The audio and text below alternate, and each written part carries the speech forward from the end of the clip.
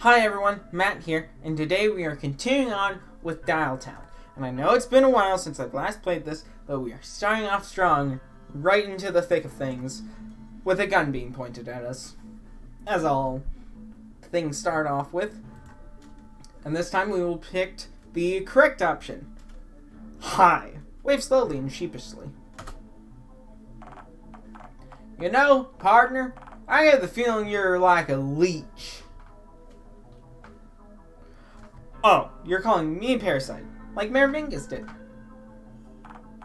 Nah, that ain't what I meant. What I meant was I'm getting the notion that you're just gonna cling to me and won't fall off till you suck my patience dry.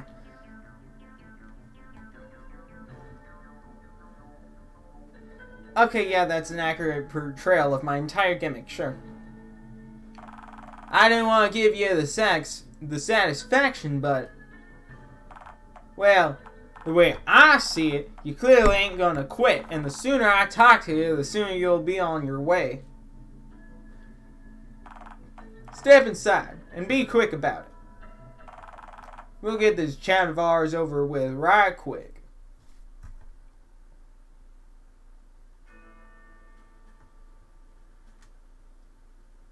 Very minimalist in here. So you're... Say, what's with the paper bag? Why do you think I have it on, partner? Ooh, are you covering up an embarrassing bandage on your forehead? One that says something akin to fuckface, and if you take it off, you'll explode? What in tarnation are you gibbering on about? Is this the sort of thing what they're teaching kids in school nowadays about folks like me? It's a real condition. I met a dude like that. Uh-huh. Is he like me? What, a space cowboy? No. I mean... a fellow without an object head. Oh, no, he's not quite a person. Granted, but for unrelated reasons.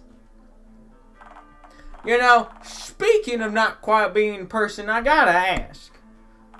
Why does your flesh have the hue of a watermelon anyhow? Oh, so it's fine to ask me rude questions about my biology, eh? It's my house, partner. I'll ask whatever questions I damn well please.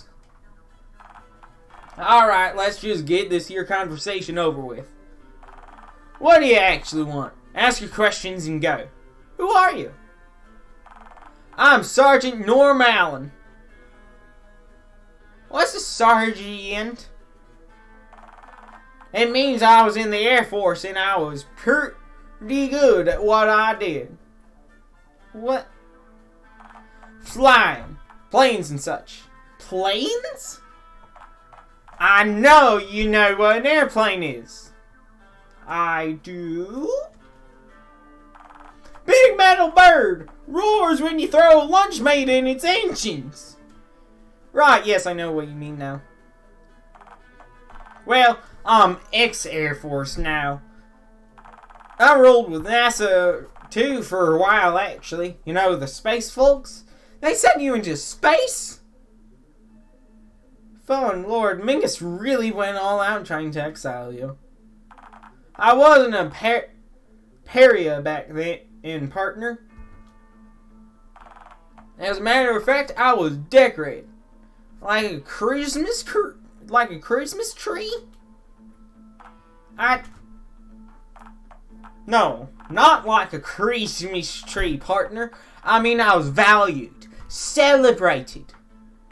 For your information, the president himself selected me for a mission. Ooh, which one? President Ronald Reagan? Phone Bill Clinton? Then I don't care. Need shit. Well, you should care. The man who chose me was the greatest visionary in American history. President Calvin Crown. Hey, I know that name. Wasn't he, didn't he invent the cotton candy machine or something? Did he?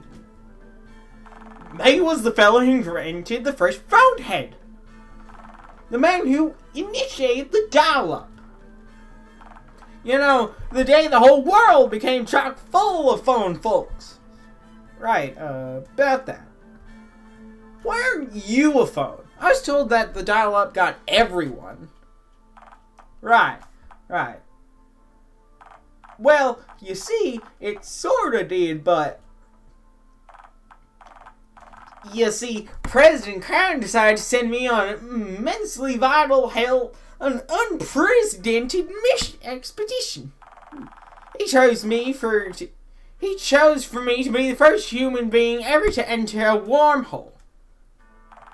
We tried to send robots and the like in first, but all of them lost signal pretty quickly, as I'm sure you can imagine. I've never seen a robot, and if I did, I would likely hit it and or shit myself. Hit on it and or shit myself. Sorry, go on. Yeah. We weren't sure if they were getting crushed inside the wormhole or they were just traveling too far away from us. Anywho, as a patriot, I was beyond honored to have been handpicked by President Crown for the mission. They sent me in one of our state-of-the-art crafts. I piloted her through, and well, I just came right back out the same way I came in, seemingly. Nothing that weird, I suppose. Except, I could see every single one of those robots that we previously sent through floating around outside the hole now. Kinda spooked me, you know, since I didn't see a single one of them outside the hole before I went in. Either way, undeterred, I made my way back to Earth. Boy, did I get a shock when I landed and re-emerged from my vessel. You ever seen that one movie where the astronaut returns to Earth and there's monkeys everywhere? And then he sees the Statue of Liberty on the beach and freaks out because he's been in New York the whole time? And New York sucks? All them yuppies and city slickers. I'm pretty sure that isn't why the dude was upset. But fuck, I don't know enough about monkeys to contradict you. Long story short, I time traveled. The wormhole warped the fabric of time as well as space, it seemed. In an instant, I warped from the summer of '66 to the 2020s. Ooh, God told me about why wormholes do that. He said they're where he put a cigar out on the fabric of space-time. I had to leave my old wife behind to investigate a cigar burning out. God damn it. His fault, man. Take it up with him. You know what? I very well might.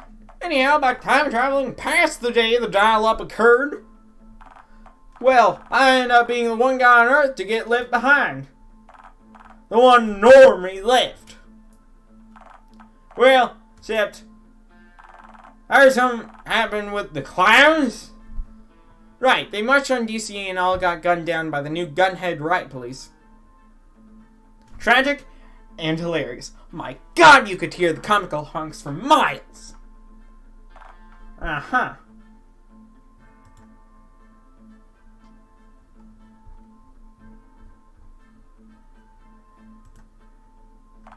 I remember when clowns were everywhere, you know. I'm so sorry. Yeah, well, I guess this is the one advantage of living in this time and place, if there are any upsides at all.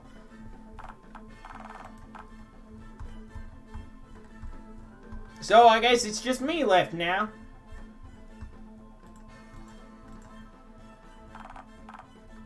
Last normie. That's why I got exiled from Dialtown in the first place, you know?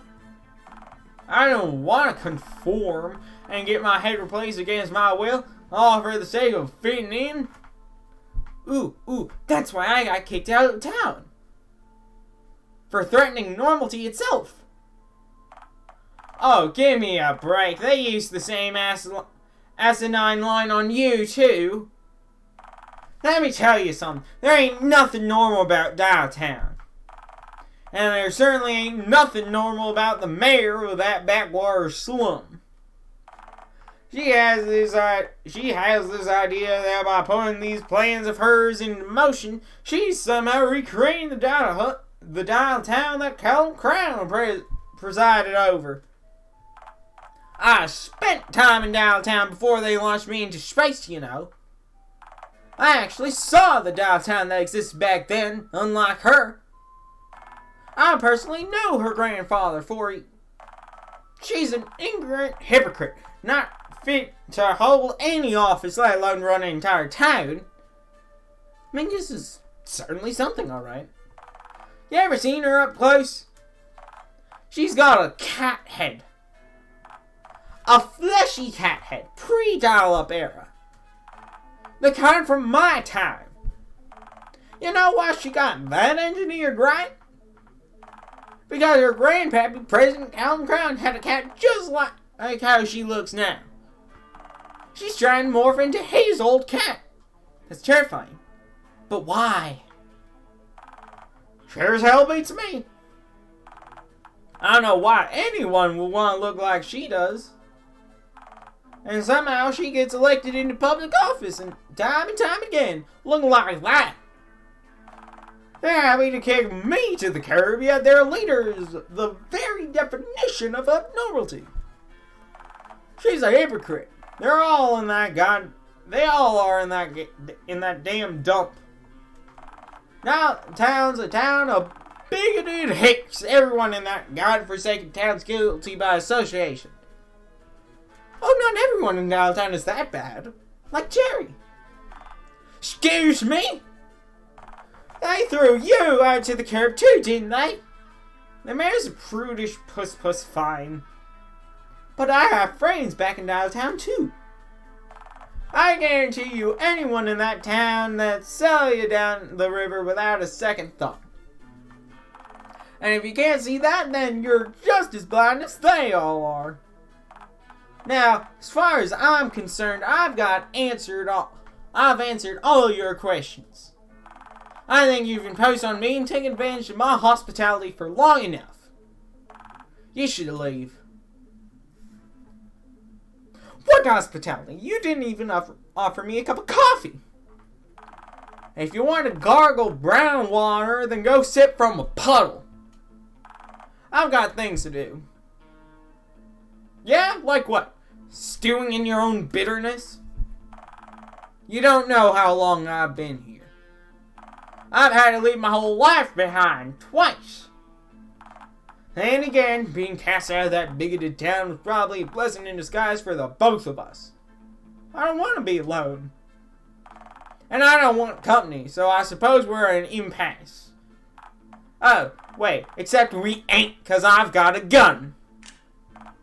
So, get out. Move on. Find a better cesspit to squat in. And get yourself the hell out of mine.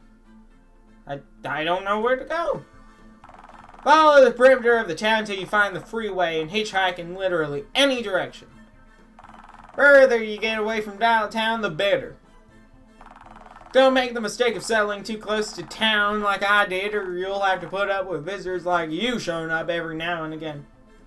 Wait, have others come by here? No one nearly as annoyingly persistent as you. There's a shepherd who lives 8 or so miles down the road, but he knows to keep his distance on account of the signs. Jerry didn't stop you, though. Oh yeah, Jerry. Right. Signs can't stop me because I can't read. Knew I should have gone all out and stuck a head on a spike out front. Alright, I'll cut you a deal, partner.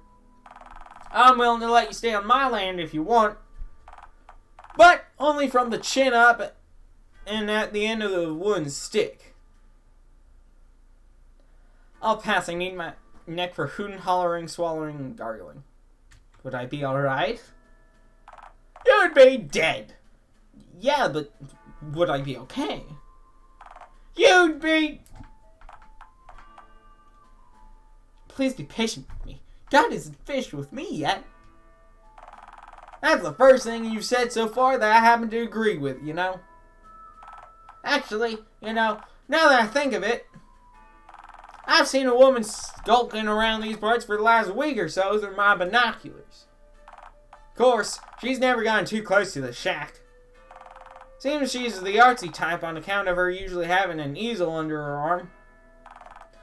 Looks between 4'10" to 5'4", I'd say. Unarmed, of course. It's some kind of printer, brown with small white decal that I wasn't able to make out from distance. Wait. Karen! You found Karen! You know this woman? Yeah, we... That's truly a revolting number of eclipses. This is fascinating and fantastic news. She's smart. She'll figure a way to smuggle me back into Dialtown for sure. Goody for you. Now get out.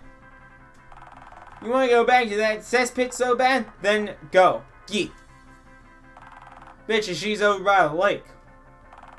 That's where I go if I want to paint something from around these parts that wasn't trees, dirt, or sheep. Alright, I guess I'll go look for her then.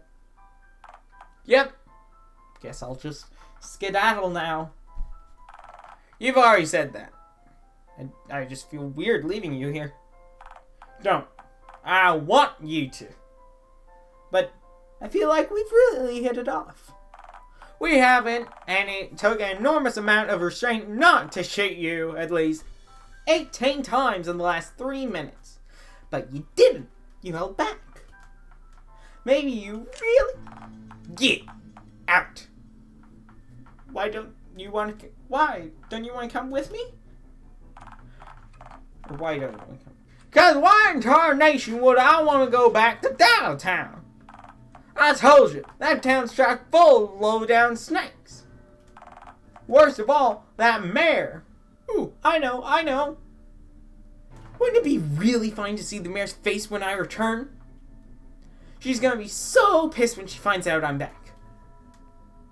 Might get mauled by police dogs again. We'll just have to see. My God, that's the stupidest... Wait. Huh. You really think that if you found your way back in downtown that you'd be able to get to the mayor herself? You bet. I reached her once. I'm sure I can do it again. No kidding. Alright, partner. I suppose you've convinced me. It's a deal then. Epic! Wowzers! Very swag. You know, the deal is that I'm willing to accompany you back to Dialtown, not listen to your asinine idioms. I'll travel with you back to Dialtown, just get to the mayor and see her get her just desserts. Please bring the gun, you know, in case we encounter a pack of roaming feral hogs. Like hell I'd leave my single action behind.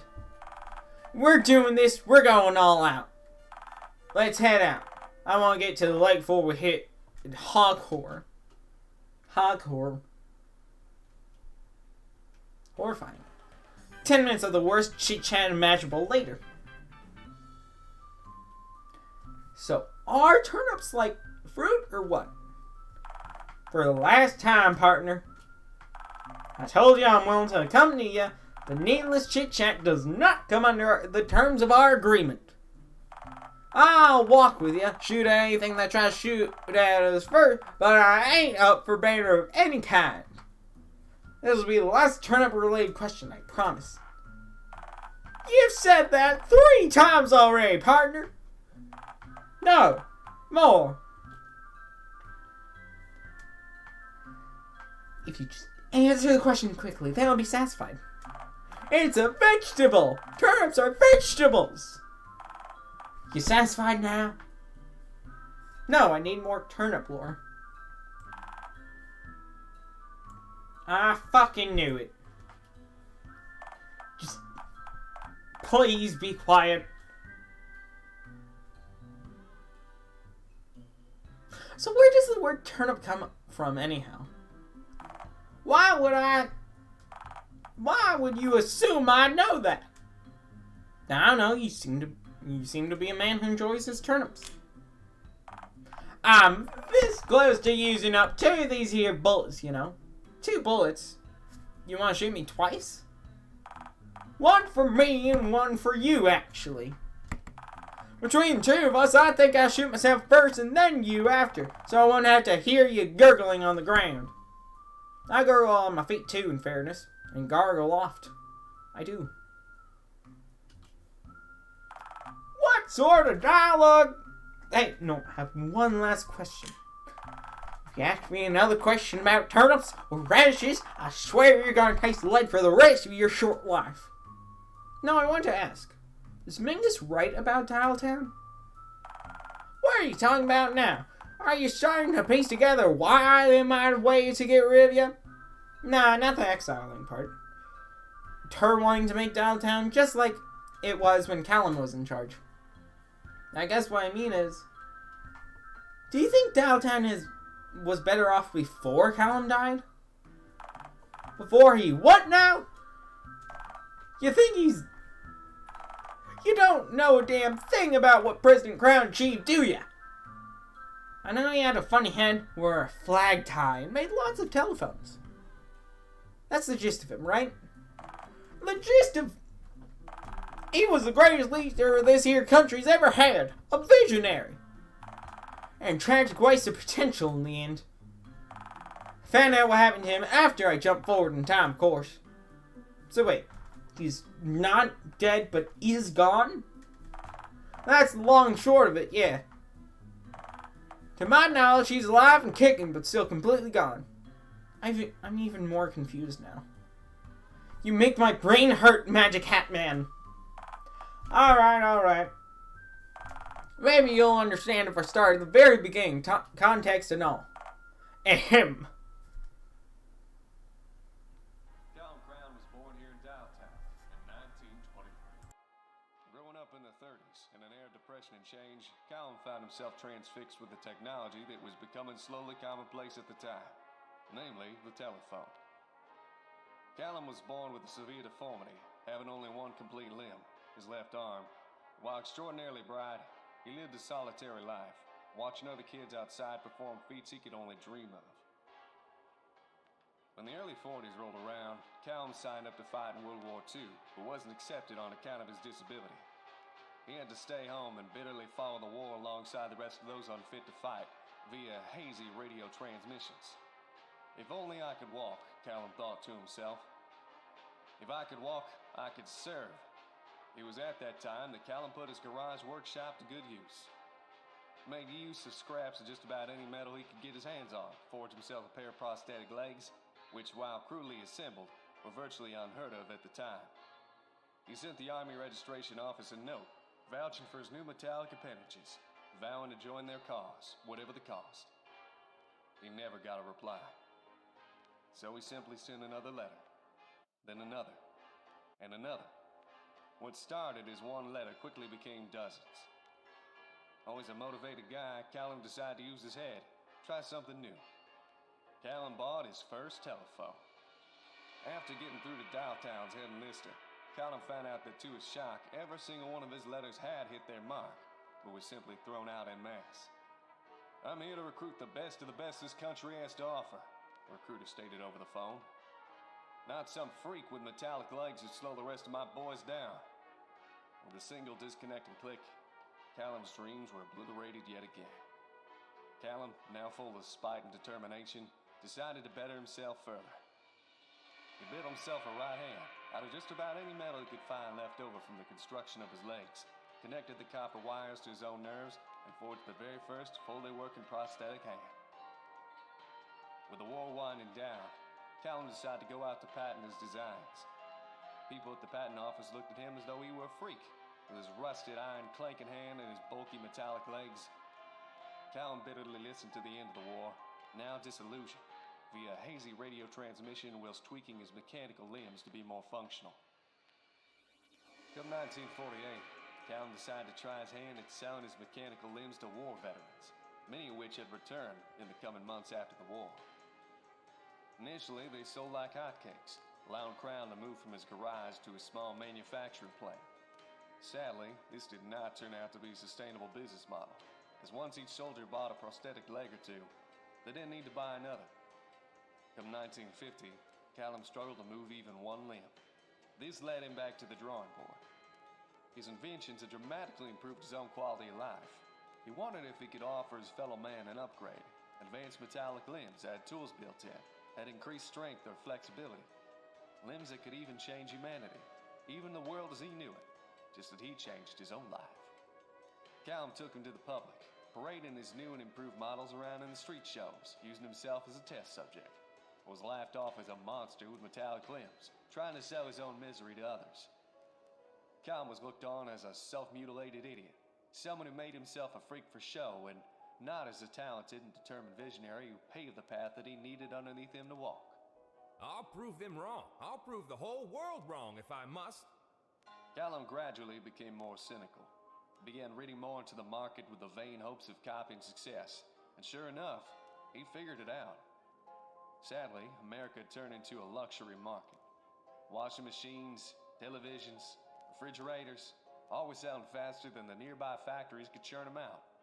Callum's idea to integrate organics and inorganics wasn't taken to right away. With a lack of sales revenue, Callum had to all but shut down Crowd Mechanics Incorporated and let each and every one of his workers go. Callum soon became something of a town oddity, not unlike myself. A door-to-door salesman made of clunking rusted metal, a vendor of that which was unwanted. Callum somehow felt lonelier than ever before, even more so than when he was back in his garage, watching the rest of the world move outside his window.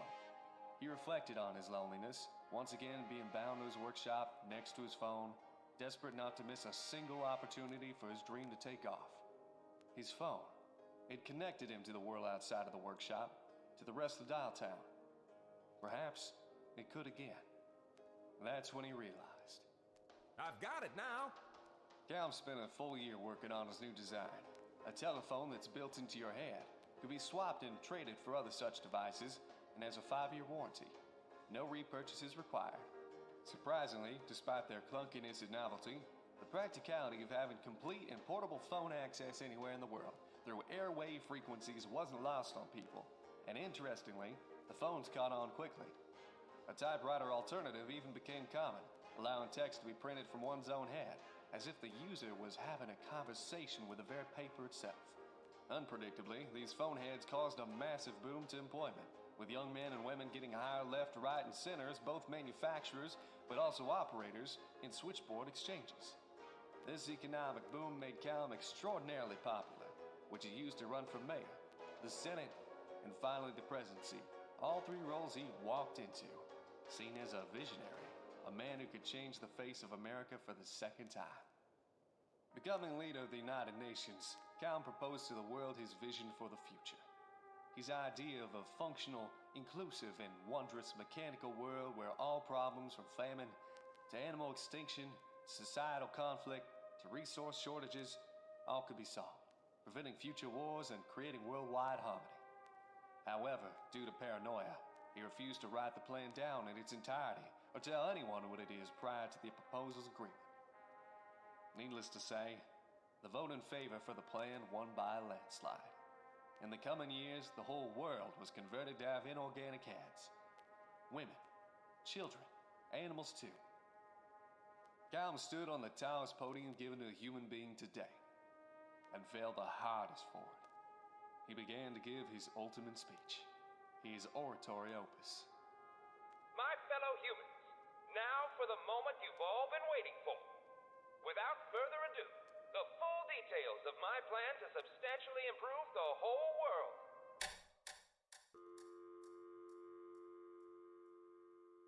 Callum had accidentally wiped his own answering box, which for his model telephone was being used to store his memories.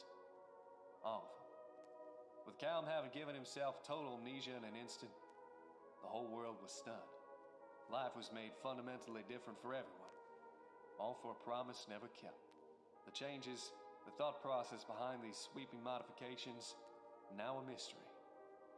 So, the world just picked up the pieces, without Callum, of course. Nowadays, Callum sits in an old nursing home, alone, tuning a busted radio, asking anyone who comes near him. Is the war over yet? I can't get a signal.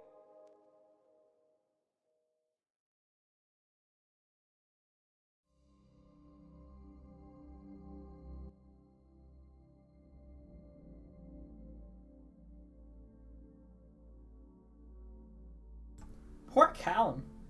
Anyways,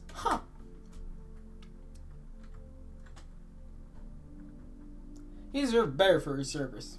Poor guy. Maybe he did, but that's just the way the world works, you know? No system values its pawns. Life ain't about what you deserve, it's about what you get. Well, that's eerie. My friend Karen said that to me once. You know, the woman you're about to meet? Meet? You make your arrangements with her and I'll just keep my distance, thank you very much. She'll likely have questions about the space cowboy lingering in the distance, though. She can ask you as many questions as she cares to. My answer is still the same. I swore that I accompany you till we reach the mayor, but I said nothing about trying to exchange friends. She's lovely, though. She's no nonsense, just like yourself. Don't try to butter me up. She and I are nothing alike, I guarantee you that. You really hate other people, huh? You know what? I think I'm going to try and change your mind about that. Not everyone's bad, you know. There's still some good in the world. Sometimes people toss me meat. I hope that you'll get to see that. For the record, accompanying does not include the learning of life lessons. If I wanted to learn a crushing life lesson, I'd get married again to rub a kitty's exposed fluffy belly. Or rub a kitty's fluffy exposed belly. Blah. Nah, partner, I'm just dandy as I am, thank you very much. Now then, let's keep moving. Sun's setting, and believe it or not, I don't want to see you break your ankles stepping in a gopher hole and for me to have to put you out of your misery like a broken horse. I wouldn't take it personally if you had to.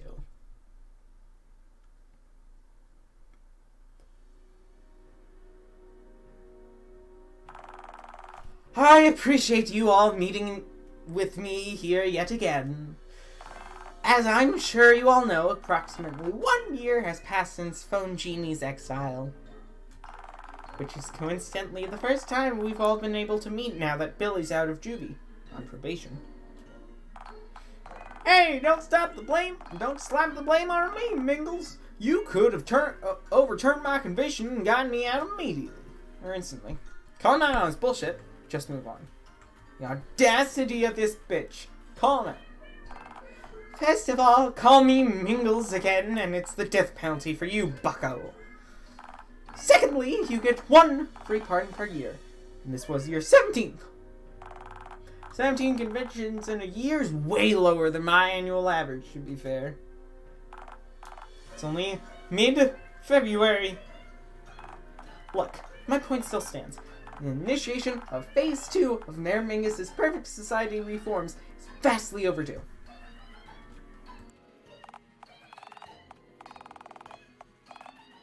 Abel, drop by the fun fair and retrieve the green one's shelled spawn for Theorore. Are you kidding me? Why do I have to collect the eggs? They'll probably be moist. Very possibly, but alas, every other member is already preoccupied with a mission of their own. What about the mustachio dude? He hasn't done much yet. Theorore's coordinating the tranquilization, retrieval, and containment of Bigfoot, as per our mutually beneficial agreement. And I couldn't be more thrilled. Why, with competent and well-trained officers, this should be a cinch. Well, alas, Theodore, those two idiots are all you've got to work with, so plan accordingly. You mean us, ma'am? Are there any other 2-for-1 imbeciles in this room right now?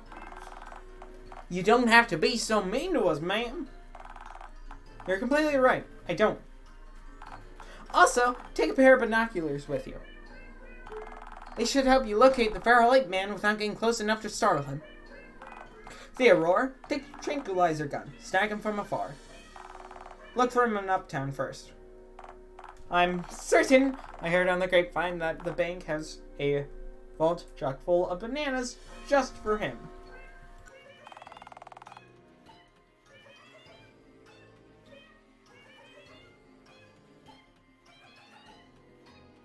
I'm sure he lingers around their premises constantly.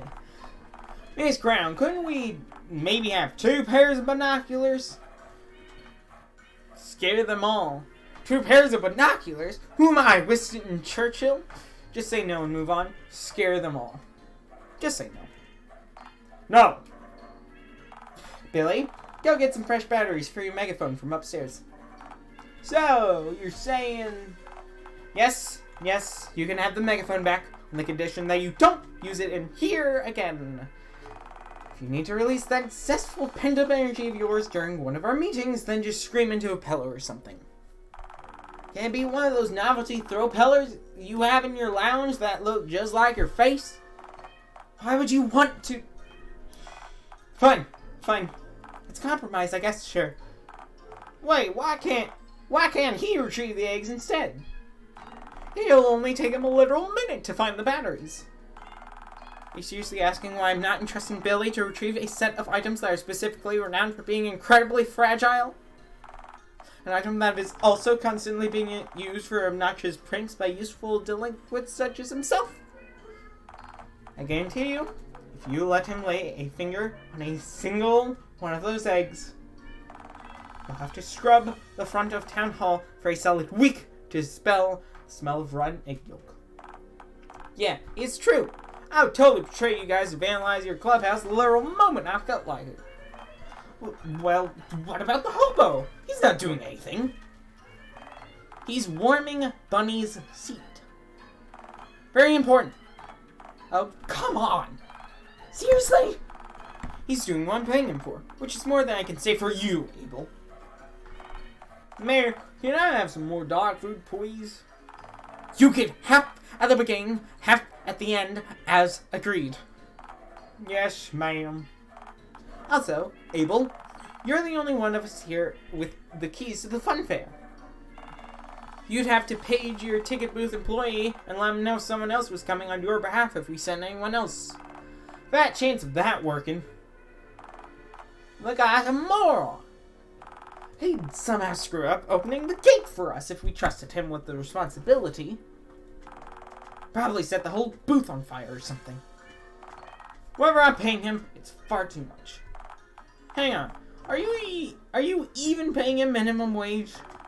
I stand by my statement. Look, how about this? If you go now, I promise you won't have to go back out again for the rest of the night. Which suits me, since you have no useful attributes aside from owning numerous roller coasters. So it's not like you're good for anything else. Alright.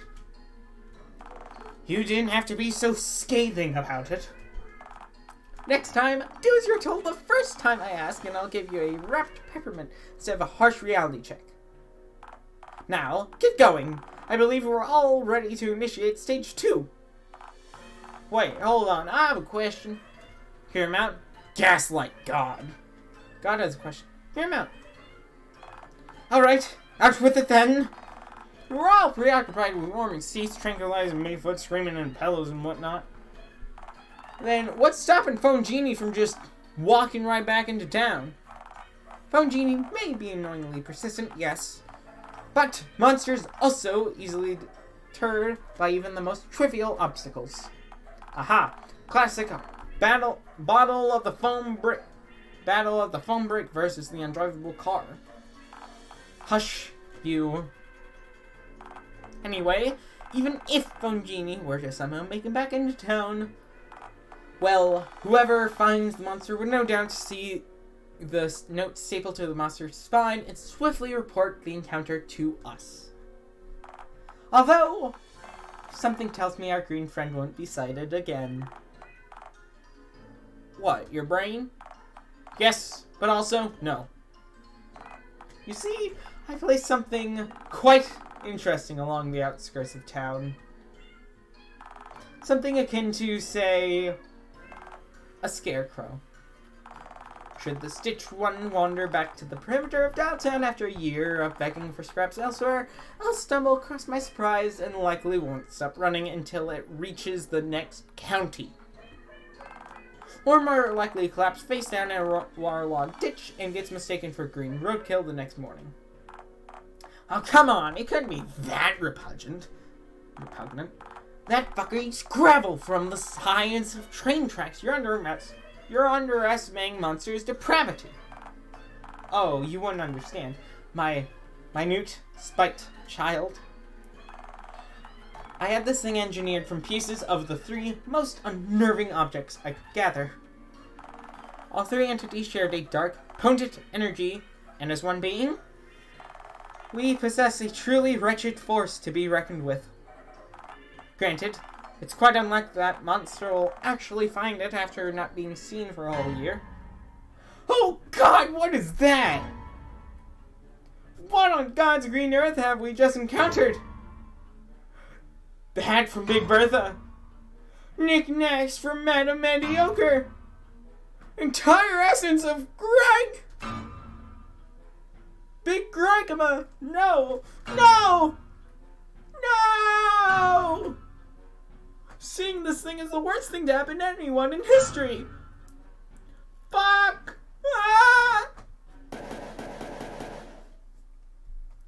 You missed! I don't miss.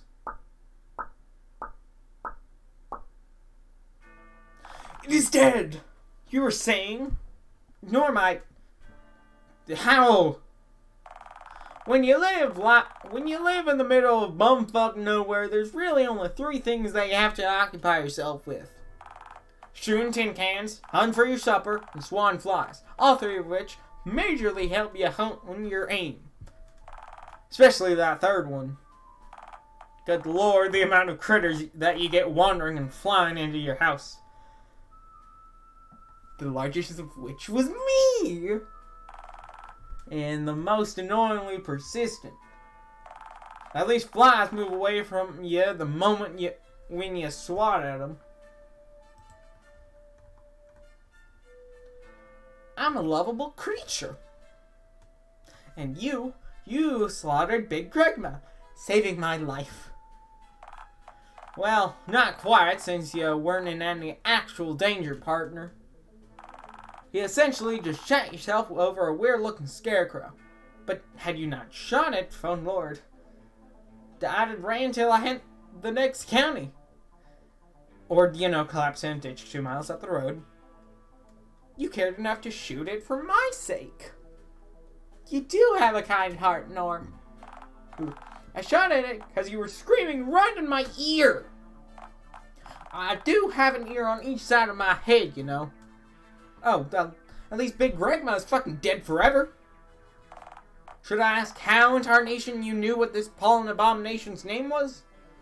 Oh, I meant 3 constituent parts as distinct entities in 3 of the other 4 routes. What? Never mind. Anyway, I'm 80% sure the mayor slapped it together with shit she'd found around town. Of course, only a creature as vile and depraved as Mayor Mingus could conceive of an entity this obscene. Yeah, I think Mayor Mingus might be a kitty singing. Oh, it'll be as sweet as molasses to see that cat get what she deserves. Yeah, I can't wait to see the look on her face when I return to town. Yeah, sure. Come on, we're splitting distance from lake. With any luck, that prayer pal of yours will still be loitering around.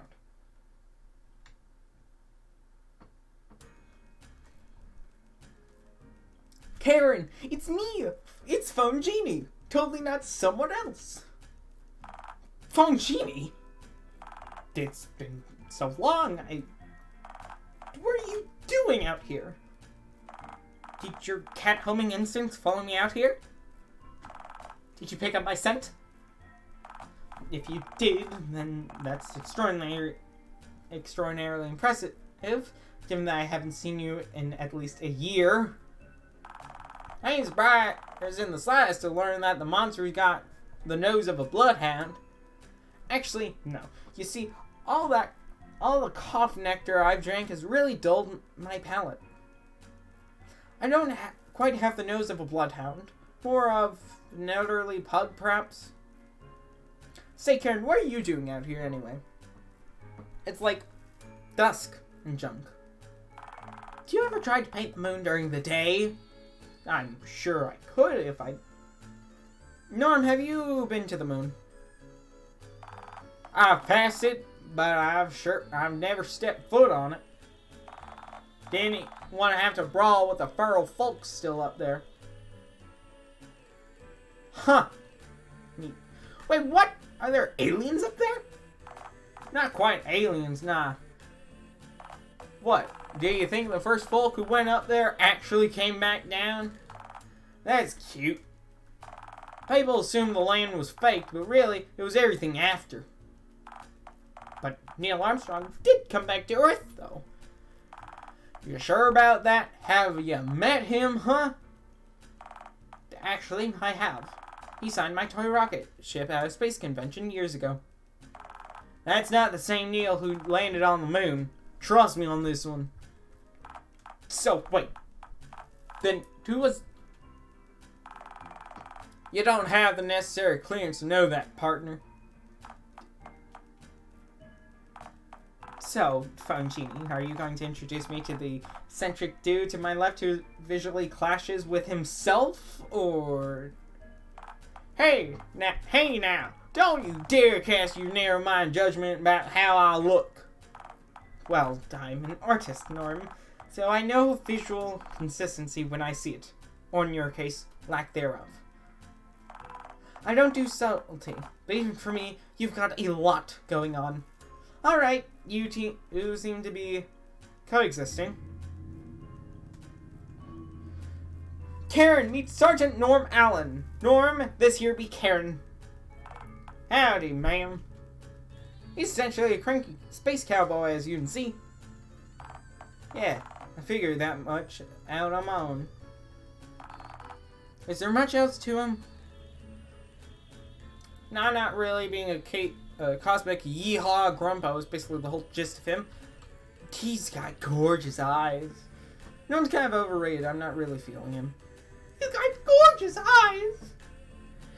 I saw one of them through a peephole before he pointed a gun at me.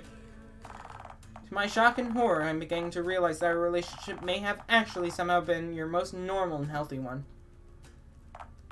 Hey, me and Monster ain't dating. We kinda are. This is your route. I don't even know what species you are. You don't cross the interspecies line when dating. Doesn't matter. Source. Dated Bigfoot. Bigfoot doesn't exist. Oh, I see. You're one of those people. What a sane person. To my dismay, I can confirm Bigfoot's existence. We're actually well acquainted. B, I'm yet to hear of a sane man wearing both a cowboy hat and a NASA suit. I'm sane enough to know that Bigfoot ain't. Alright, now that introductions are out of the way, why exactly are you gallivanting around the woods with a sardonic space cowboy, Phone Genie? Oh, so, funny story about that. It all started when I pissed off the wrong cat. Oh, for crying out loud. I'll just fill her in. It'll be much quicker and much less confusing for everyone here. Several minutes of actually coherent explanation later. So, that's the gist of it, I suppose. You get all that? Yeah, I believe so. But wait, how did they manage to cram stir into a regularly sized cat carrier. With great difficulty, I'd imagine. Alright, thanks for clarifying. That was the only question I had. No, wait, actually, I have one other. Didn't you have a typewriter head when I saw you last, Phone Genie? Yes? No? Maybe? Cool. So, what are you two looking for from me? Taxi fare? An alibi? Well, a way to get smuggled back into Dialtown be just dandy, ma'am. If you were to know such a way, that is. There may be security wandering around the perimeter of town watching for my inevitable return. So we'll need to get smuggled into town inside something inconspicuous. I could take you back in a handbag. Granted, I don't normally carry one of those around with me, so it might look a tad suspicious. Also, the handbag have to be large enough to fit both of you inside, which almost certainly looks suspicious. Oh, Lord. Just cram the two of us into a pair of big old suitcases and call it a day. Do you seriously think I'm going to wheel you both all the way into town? Asking me to let just one of you back into town would be a ridiculous request, let alone the both of you. Come on, Caramel. Referring to me as Caramel while simultaneously trying to gain a favor from me is quite a foolish strategy, you know. Also, what if those hypothetical guards were to stop me? What would I even say is contained within my two massive pulsating grunting suitcases if questioned? Just say they have miscellaneous cargo in them. Works every time. Your ideas stink, for the record. Don't be rude to Phone Genie. Oh, come on, you're hardly a walking beam of sunshine yourself. Phone Genie and I go way back. I'm not the one giving a total stranger a rude introduction. In fairness, you were vocally repulsed by me when we met. I feel that was earned, though. Alright then, genius. Think of another plan. We could dig a tunnel underground right into Dialtown. Fantastic plan! You definitely wouldn't just die underground after a cave-in. Agree to disagree, Norm. While Phone Genie can almost certainly navigate underground at a speed comparable to your average mole, unlike the mole, Phone Genie would almost definitely swallow all the soil monster cleared. All of the soil monster cleared. Monster would definitely die underground, groaning and clutching Monster's soil-filled belly. No, Karen, he wasn't speaking genuinely. Norm was being sarcastic. Norm, I have to say I find you to be an incredibly unlikable individual. Oh, what? So my company's undesirable, but you find hanging around the green varmint to be just peachy? Phone Genie was the first person to ever make me see my own value, I'll have you know. Oh, like this moron. I'm right here, you know. This moron convinced me to spread my wings to show my art to the world. Phone Genie taught me that ultimately you have to take responsibility for your own happiness, because nobody else will. Huh. That's obvious, though. Well, do you? To me, you're just a cantankerous old coot, happy to stew in your old bitterness. Hey, for your information, I'm not that old. Aren't you legally, 100? You're a dinosaur. No, I'm sure I'm legally dead by now. That ain't the same as being 100, you know. Well, most people born 100 years ago are legally dead now, statistically, so the two aren't mutually exclusive. She has a point, Norm. I hate three-way conversations. Wait. I know ways to smuggle you two into Dialtown. You do? Do you remember Oliver Swift by any chance? worked at the old cinema. Co-runs a horror attraction now. You started a movie he directed. He says stuff like gnarly and groovy a lot. The name rings a bell, I guess. He wears a fez. Oliver, the Olive Man, yes. There's been a lot of back and forth about me doing some commission work for him, you know, for his attraction. He wants something surreal and haunting, and he thinks I have the chops for what he has in mind. He receives crates full of props on a weekly basis, so it wouldn't garner any suspicion if he were to receive another tonight, with you both inside. If we were to send you both to his attraction and pay for a courier to pick the crate up, you two reach uptown Dialtown in just under 2 hours. Karen, you genius! I can't thank you enough. If there's anything I can do to return the favor. I liked it when you called me a genius. Genius. You're a genius. Thank you. Great. Alrighty then. It appears we've got a game plan. Actually, for your fare, Norm, I'll need something from you first. Oh, so you're the stingy type, eh? Alright, my ma didn't raise me to expect something for nothing, so how much do you want? Oh, no, I wasn't referring to financial compensation. Apologize to Phone Genie. No apology, no trip. Apologize? For what? You called Monster a moron. Only I, and certain Supreme Court justices, have the authority to do that. Hey, I agree to accompany Monster as an armed backup. But I said nothing about providing pleasant conversation. Oh, Genie, do you really want someone like this accompanying you on your journey?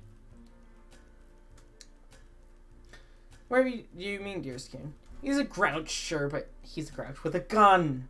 The cowboy stays. Whatever do you mean? I mean, what if he shoots somebody? That'll only complicate matters further. What if someone shoots me, Karen? No, Norm, like I do. Norm, you wouldn't shoot someone, right? If he shoots someone, he shoots someone. Let the die be cast. But what if someone shoots me, Karen? You don't think they'd... No. I'm sure they just squeeze you into another cat carrier. Yeah, as if. Do you know what the definition of insanity is, Missy? Yeah, it's calling me Missy and expecting to wake up uncastrated. Is it spending hours cramming me into a cat carrier? Both of those definitions work, sure. Now, you. Apologize. No. Say you're sorry. Do you really think that's wise? Trying to issue commands to an armed man? I could destroy you and you know it. Phone Genie, I'm sorry Karen feels I've hurt your feelings. You! Alright. I'm sorry that I called you a moron, Phone Genie. I shouldn't have said it out loud, just in my head. Thank you. And yes, that is the standard procedure for dealing with Phone Genie's tomfoolery. I'm a lovable scamp. I've got a spare crate to shove you both into. Just gotta call Oliver so he knows to expect you both. But wait. I'm unable to perform basic tasks. You have a printer head. Norm has a flesh head. That leaves us with nobody in our posse with a working phone head. To call Oliver, we'll have to hack into Dialtown's phone lines and... I mean, I could just call him on my cell phone. You can do that? You know, every single person in civilized society has one of these, right? Well, I don't. Norm, you live in a shack and eat possum meat. I don't eat... Fuck. In fairness, possum is succulent and gamey. Truly a working man's delicacy. I've seen you eat possums with tire marks on them, Phone Genie. See. Alright, let's just get you two loaded into a crate before I change my mind. Karen, my ink-churning maiden, how can I ever make it up to you? Never again refer to me as an ink-churning maiden would be a wondrous start.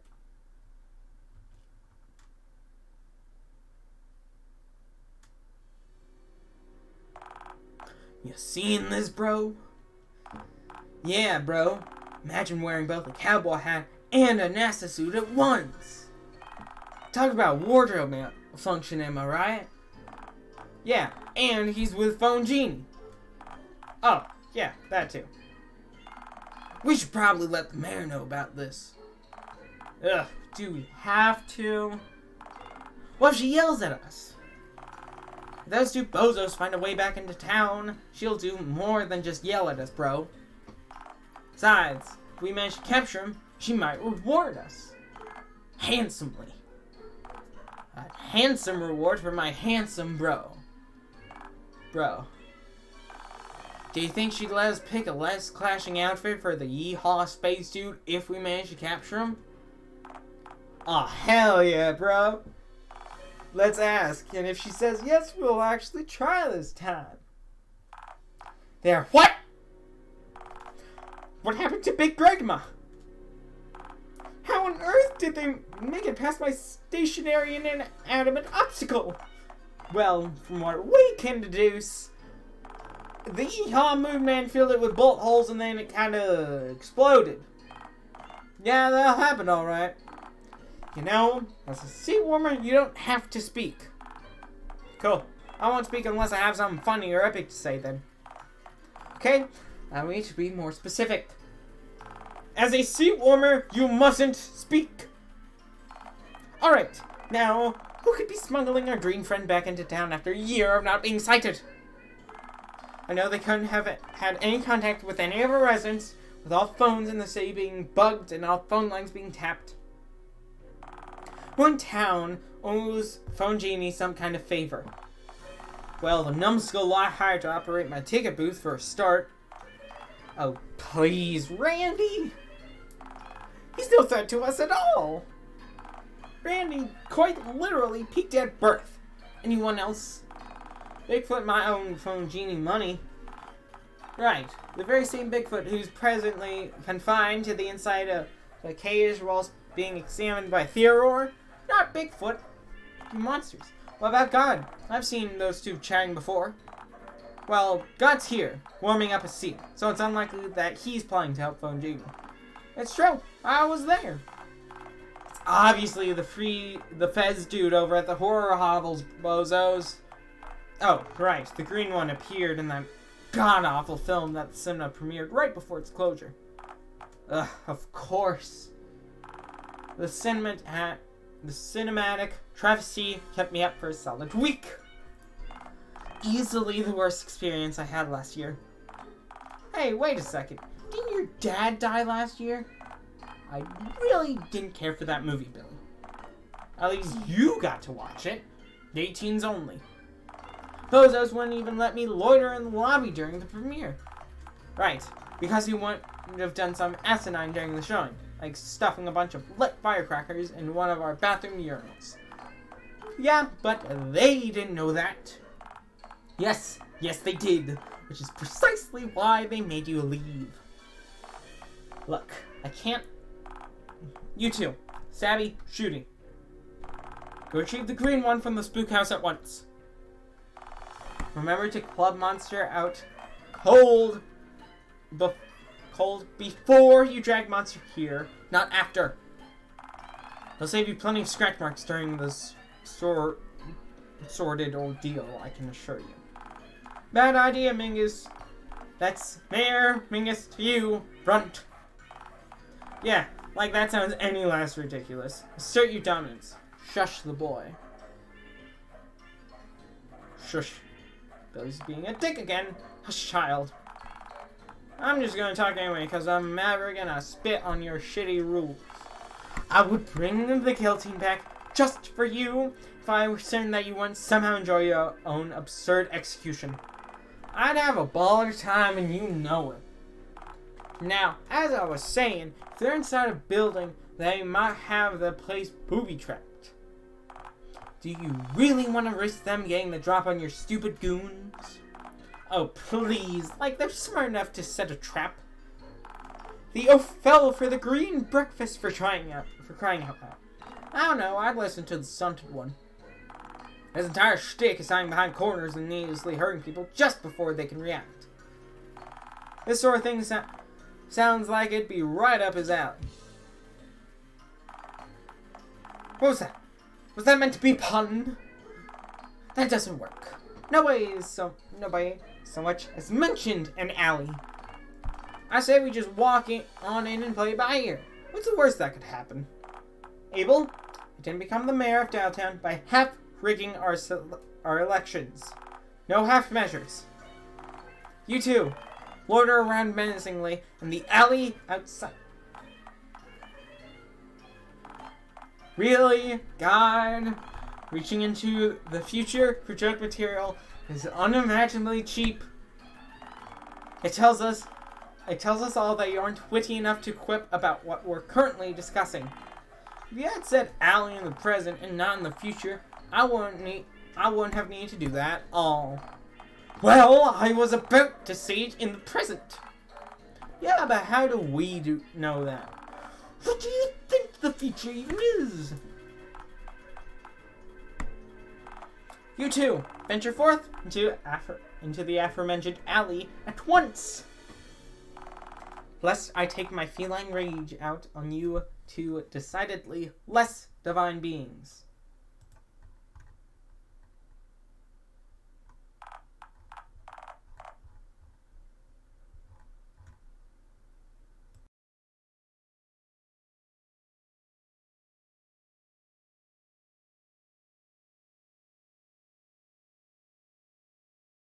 Whoa, easy, watch the back, partner. If it tears, you won't live to remember what's underneath. Whoa, Karen really wasn't kidding. And us, phone got cosmic Yeehaw, man. Yo, phone genie, where do you even find this dude? The woods. Hey, Mr. Spaceman, can I, like, touch your head and junk? I think. The old what now? Why, I need to remind you that I'm armed, partner. Hey man, no beef. I didn't mean anything weird by that. I just think your style's bodacious is all. Pardon me, partner. Your Astro Gunslinger stick is real groovy. Immensely gnarly. Is this some kind of bit? Why is he talking like that? Like what? Oh, Incarnation still says gnarly. Well, you say partner like every second sentence. He does, obviously. It's groovy. Truly radical, yes. Figures. Oh, of course I couldn't have been lucky enough to completely bypass the late 60s. It figures that the decade found a way to assault my eardrums with its horrendous slang, even with me warping straight to the end of that horrendous decade. So, like, Karen gave me a basic rundown of what ended up going down between you and the mayor. Granted, she didn't explain herself all that well on account of text being having character limits, and some parts were super unclear. What on earth is a Big Gregma anyhow? Oh, that! Yeah, we found Big Bertha on the outskirts of town. No kidding. How's the old girl doing? As gnarly as can be, I hope. She's, well, she's currently in several pieces, all of which are riddled with bullet holes. I'm sorry, Oliver, but she's gone. What? She's... Merming has combined her with pieces of Greg and Madame Mediocre. It had an evil energy, so Norm had to shoot it.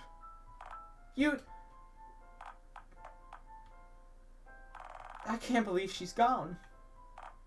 Ah, shucks. I'd apologize for shooting your projector to pieces. Just know I had to.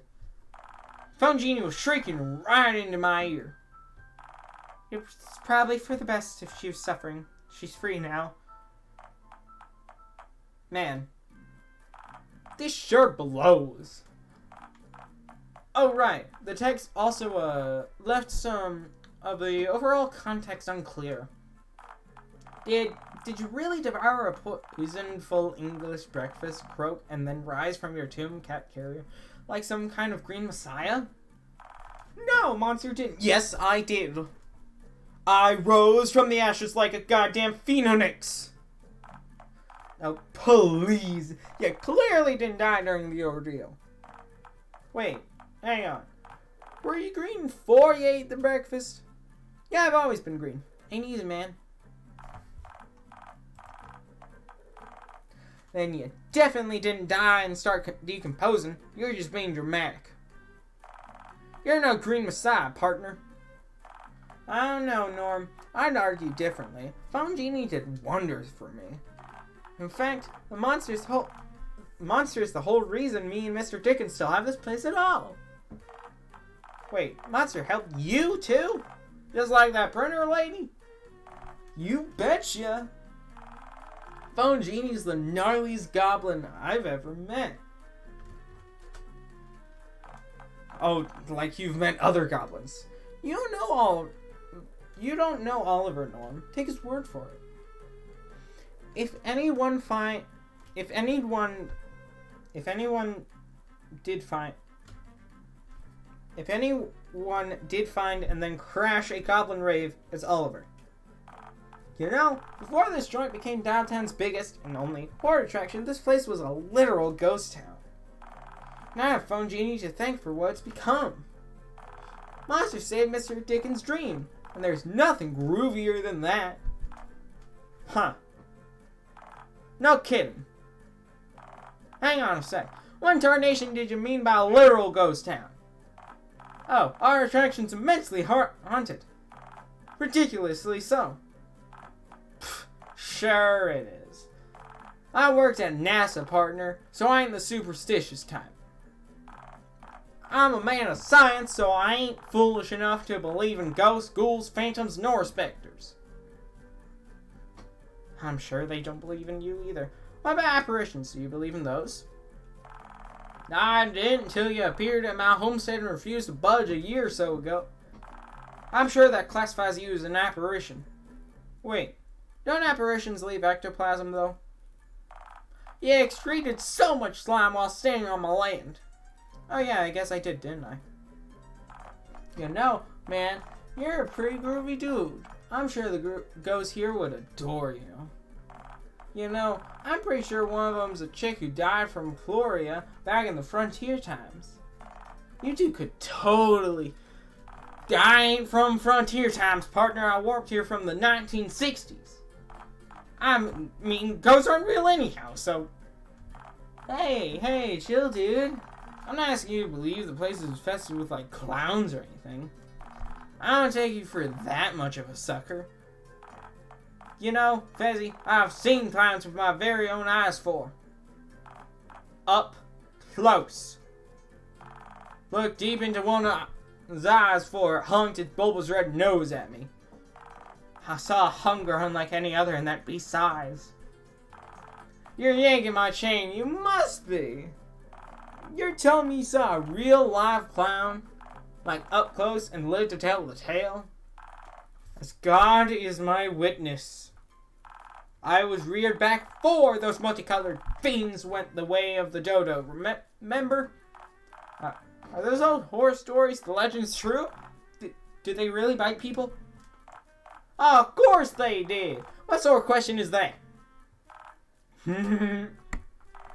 How do you sleep at night knowing that you were that close to a wretched honk man? Much more soundly now knowing that there is at least 50 years between me and them. Whoa. That was an awesome story, Mr. Allen. Sergeant Norm Allen, U.S. Air Force. It's a fact most civilians don't know, but they pull astronauts from the Air Force. Guess they figure if you can fly a plane, you're halfway there to flying a rocket. I was actually a recruit during the Korean War, which was the first war that this great nation fought with our newly formed Air Force as a separate military branch. Fun fact. Whoa. I can't imagine the groovy things you've seen, the crazy stuff I could learn from you. I could listen to you talk for hours, Sergeant Allen. I have. You don't want that. Hell yeah! Boys getting on. You know what? You're alright, kid. You seem more respectful than most of the folk I've encountered from this here town since a warp, that's for damn sure. Oh, Dialtown really isn't such a bad place. I mean, you get a few wet blankets and prudes, sure. Tell me about it. That mayor's the worst of them. I tell you, I wouldn't bat an eyelash if someone weren't to, spay the cat. Or better yet, add an R and go for spray. Oh, a spritz from a water bottle. Groovy idea, Norm. That'll teach her for misbehaving, alright. I think rigging elections and exiling citizens simply for being different might be a little bit more extreme than just misbehaving. I mean, rigging elections and bigotry are both incredibly naughty. Okay, I guess I can't really argue with that. Your pal's right. Her crimes are unforgivable, and a simple slap on the wrist won't do. No sirree. By spray, I meant her brains. All over a wall, thanks to our good friend, Mr. Bullet. I like Mr. Bullet. Norm, this kind of talk scares me. Yeah, okay, I say she deserves what's coming to her. I don't like Mr. Bullet! Mr. Bullet isn't for a fellow I'd advise starting a tussle with, partner. Because if you get in the way of what's coming to that fucking cat, you might just end up getting caught in the crossfire. Norm, are you saying you're not? You couldn't be. Mayor Mingus dies tonight. By dawn, our kitty friend will have been neutered and neutralized. But you said you were coming with me to see the look on her face when I returned. I'm afraid I deceived you so you'd agree to my offer. I never would have gone to her on my own, Fountain Genie. Unlike you, I ain't got friends in this here town. Nobody to help smuggle me in. And likewise, without me, you'd get yourself captured, maimed, or perhaps even more likely, stuck in a giant mousetrap before you reach the mayor.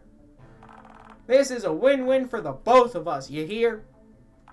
I'll let you take care of your business, and then I'll take care of mine, and wrap this whole thing up nice and clean.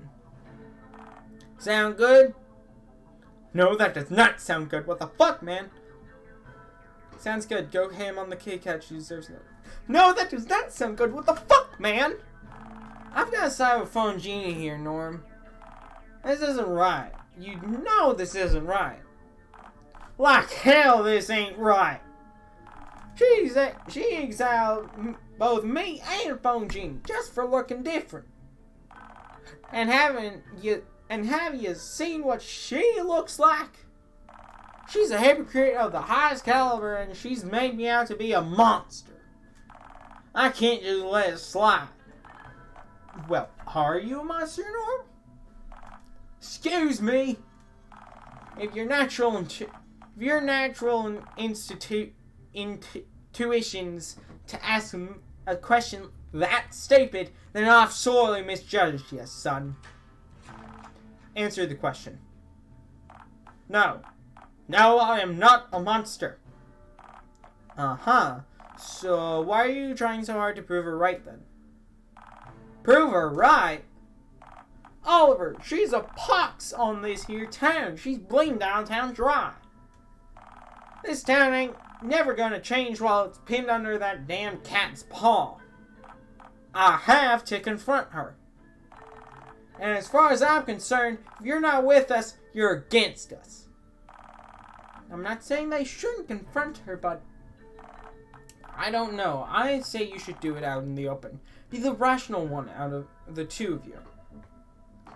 Mayor Mingus may not be such a groovy person, sure, but she's wicked at churning out xenophobic propaganda. The odds are stacked against you both, even without you committing any heinous misdeeds in the name of frontier justice. She wants you to prove her right, Norm. I know you can prove her wrong. So, what? You want me to bargain with a tyrant? Did you expect us to just join hands and sing Kumbaya? Not happening.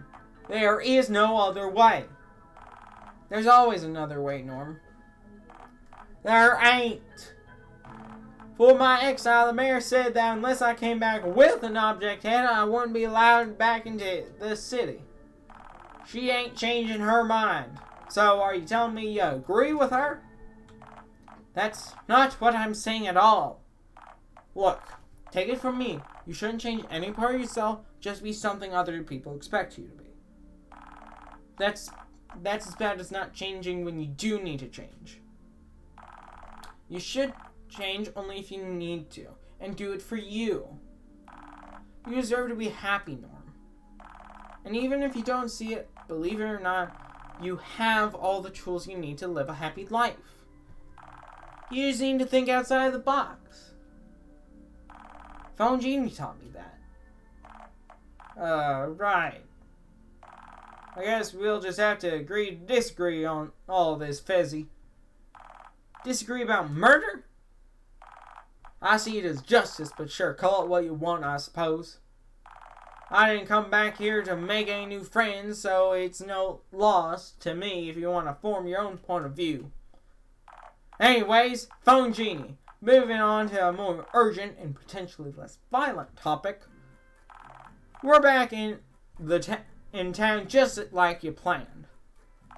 What's the next step of your master plan? Eggs. Pardon me, partner? I'm sorry, but did Monster just say eggs? Oh! Phone Genie wants to check on Monster's gnarly offspring, lest they hatch unsupervised. What tarnation? Are you telling me that Phone Genie lays eggs? Yeah, but not, like, daily, if that's what you mean. That'd be weird, you know? Well, that's not the weirdest thing that I've heard today, I suppose. But it's mighty close, believe you me. We need to go check on them. Do you think the mayor could know about them, Oliver? Well, we did kind of hold a townwide premiere for an indie film which showed you squatting and moaning all over town, and during which the eggling was shown in wicked, excruciating detail. Ah, balls. Aha, but she doesn't know where I laid them, right? That buys us time. Dude, there was a neon Ferris wheel in the background the entire time. Where else could the photos be taking place but the fun fair? That one tacky mattress shop with a Ferris wheel made of trash on the roof? Yeah, but if she tears the mattress store apart looking for the eggs and doesn't find them, then she'll know where they are by process of elimination. Fuck, this is bad. I need to go check on them. My youngins! Well, alright then, partner. Best of luck with finding your eggs. What? You're coming with me, Yeehaw McGee. Calling me Yeehaw McGee makes me want to accompany you even less, you know. I'm here to put some lead into Mayor Mingus. Why the hell would I follow you on this asinine side quest? Out of the goodness of your heart. Have you always wanted to see a green egg? I've never considered what a green egg even looks like till now. So, are you curious? I'm hell-bent on my crusade for vengeance. Last thing that I need to do now is wander off to the beaten track. Off the beaten track. That makes logical sense. Shit, it makes logical sense. I'll need to say something more compelling to convince him to follow me. You're talking out aloud, you know. Note to self, he can't. Still talking aloud. But hey, Plan B. Plan C? Why would you even assume that word? Silence, Fezman. Right-ho, Stitchhead. Wait a moment. Yeehaw McKee. If I'm going, that means you have to as well. What tarnation are you jabbering on about now? Just because you're in Dialtown doesn't mean you can get to Mayor Mingus. How well do you know the layout of the town? I'd figure it out right quick, I'm sure. I'm a born navigator. If I navigated 14,000 feet in the earth and through space, I could find town hall, I'm sure. Uh-huh. Through what? Aimless wandering? Hard to sneak undetected to a destination you don't know the location of, isn't it? Face it, you need me more than I need you. Monsters got you there, Norm. Damn it all to hell, you... Fine. Quick detour, then we're going straight to the mayor. You hear? I'll get my justice tonight, mark my words. Right, before we head out, I'm going outside to scout for undesirables. Stay here for the time being, I'll call you out when I know the coast is clear. Happy trails, Fezzy. Yeah, right. Bye. Lord, I thought he'd never leave.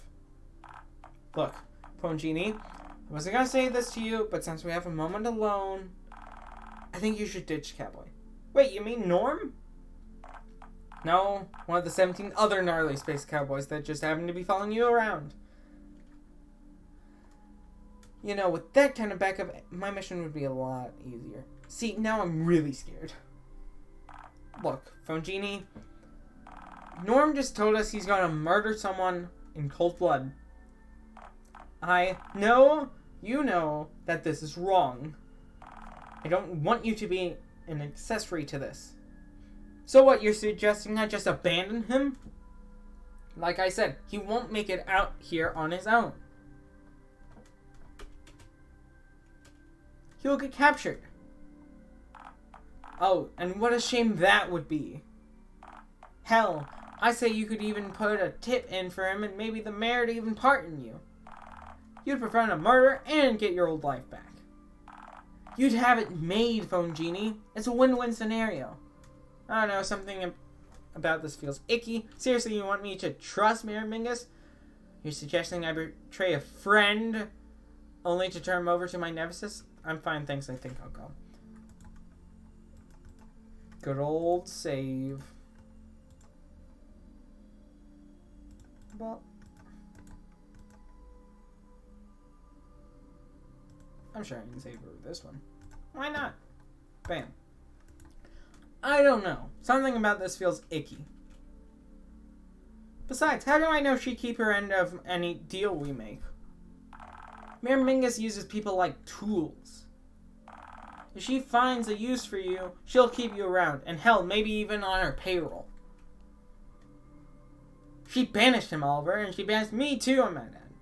But he is right about her, you know. Yeah, and she's clearly right about him. He's planning to murder another human being in cold blood. Okay, granted, that is a little naughty. I think it's more than just a little naughty, actually.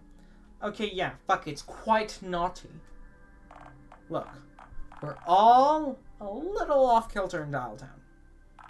Gnarly fur aside, she is a sentient human with actual feelings, hard to believe as that may be.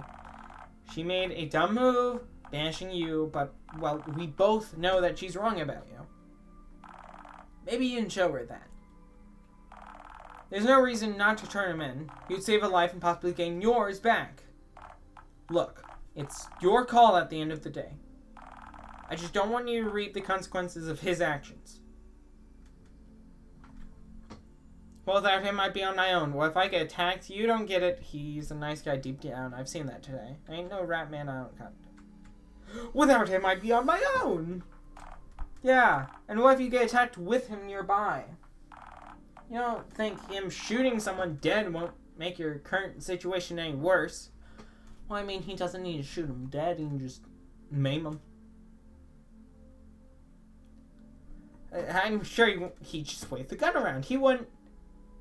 Nah, he wouldn't kill anyone. Not really. He couldn't. Come out, Phone Genie. Coast clear, I reckon. I guess we're Splitsville again, eh? Just think about what I said, though, right? I might. We'll see. Okay, we'll do. See you later, dude. Mwah. Wait, what were we talking about again? Something about coconut crepes? Mwah, see you later. Please think further about murder not being a very, very epic. Please and thank you. Sure? Okay. Maybe? Perhaps not. Nah, okay. Wow, bye.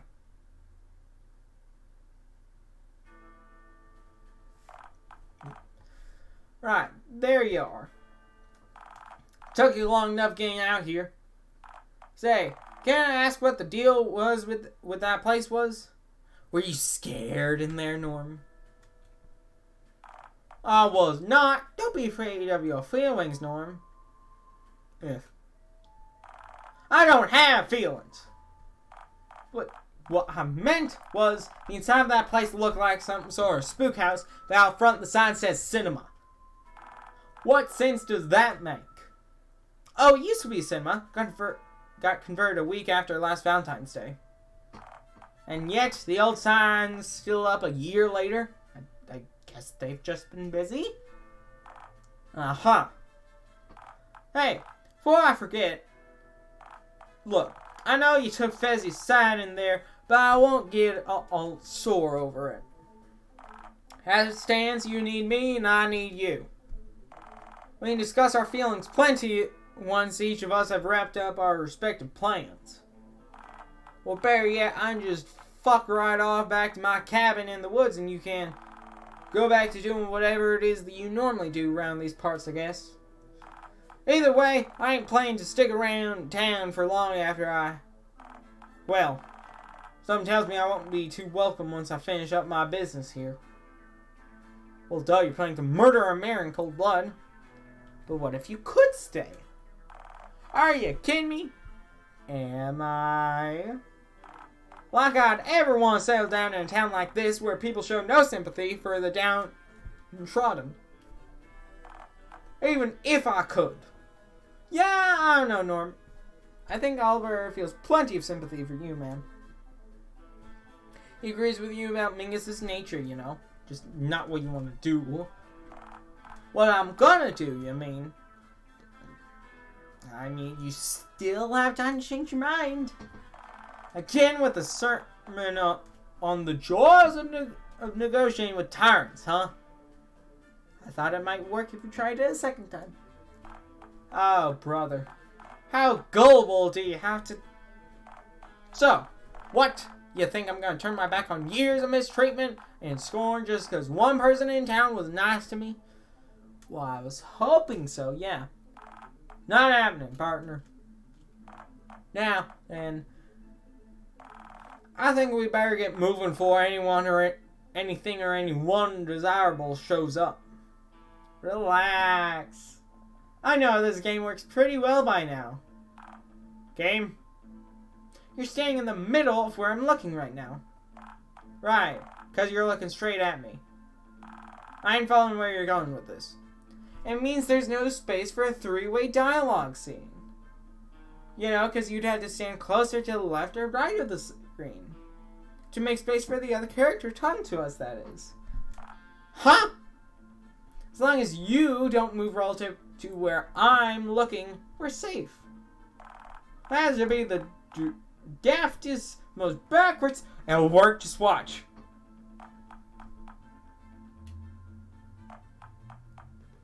See, I told you. Damn. Fuck. The screen can slide across backgrounds now. Oh, right. God invented the mechanic for Bigfoot's romance route. What does any of that drivel even mean? Well, well, well. What do we have here? Hey, you said that I could say the line. Yeah, and you said you were able to speedwalk fast enough for us to swing an ambush and not arrive after they'd already left the spook shack. We're lucky they loitered around for so long like total morons, or we'd be up shit creek without a paddle. We can both hear y'all, you know. Hear what now? I mean... Yeah, fallen into our trap just as we planned! By allowing yous to show yourself first, we expertly... He's got a gun, you know. That's right, bozos. I'm holding a gun. And I have a knife in my hand in case he misses, which is, of course, incredibly unlikely. Is the word on the street that your crime name is Misso McGee? Is this a bit, or are you actually trying to intimidate us? Wait, there's two of you now? Is the word on the street that your crime name is Misso McGee? Miss? They think you have bullets now, bro.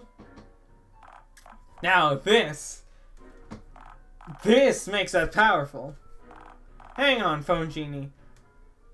Who in tarnation are these two rattlesnakes, and why do they look like they're about to maim themselves with their own weapons? This is, sorry, I forget. Did you guys ever reveal your names? Or are you just unnamed subway mugger and unnamed gun-headed asshole? We're the infamous crime duo, Stabby and Shooty. Yeah! We're partners in crime, so that means you're out of time. Ha! How long did it take you to come up with this? Alright, nice to meet you two properly, I guess. I'm sorry, Phone Genie, but have you seen either of these two clowns before? Oh, sure. I'm Mug Monster's ex-boyfriend once. And then you lost your pants and got chased by Swan, right? Hang on. Which one of y'all is Shooty and which one of y'all is Stabby? That's obvious, bozo. Yeah, any old schmuck could figure it out. Right, except one of y'all is holding a gun and has a knife head, and the other one of y'all has a gun head, but is also holding a knife. So, the naming convention could honestly go either way. Shit, Dude. Do either of y'all actually know? Of course we know our own stinking names. Then which of y'all is which? I'm Stabby. Yeah, I'm certain of that. So, you're certain that if I pull your ID out of your pocket, check the name on it, will 100% say Stabby and not Shooty? It's 50-50, bro. Pull out your ID. You think I've got an ID? Little Billy buys booze from me. He's got real fake ID. It's true, I've seen it. It's very convincing. Shit! They can hear us.